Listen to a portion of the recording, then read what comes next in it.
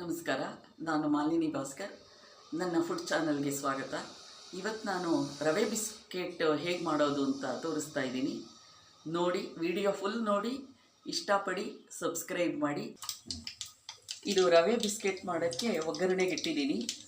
ಈಗ ಸಾಸಿವೆ 1/4 tea spoon, ಜೀರಿಗೆ ಹಾಕಿದ್ದೀನಿ. ಆಮೇಲೆ ಈಗ ಕರಿಬೇವು, ಹಸಿಮೆಣಸಿನ್ಕಾಯಿನ ಪೇಸ್ಟ್ ಮಾಡಿ ಇಟ್ಕೊಂಡಿದ್ದೀನಿ, ಅದನ್ನು ಹಾಕ್ತಾಯಿದ್ದೀನಿ.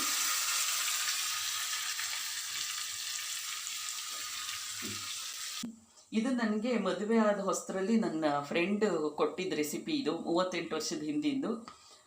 1 ಬೌಲು ಚಿರೋಟಿ ರವೆ, 1 ಬೌಲು ಮೈದಾ, ಆಮೇಲೆ ಸಣ್ಣದಾಗಿ ಕಟ್ ಮಾಡಿರೋ ಕೊತ್ತಂಬರಿ ಸೊಪ್ಪು, ಆಮೇಲೆ ಈಗ ಒಗ್ಗರಣೆ ಕೊಟ್ಕೊಂಡಲ್ಲ ಅದನ್ನು ಹಾಕ್ತಾ ಇದ್ದೀನಿ.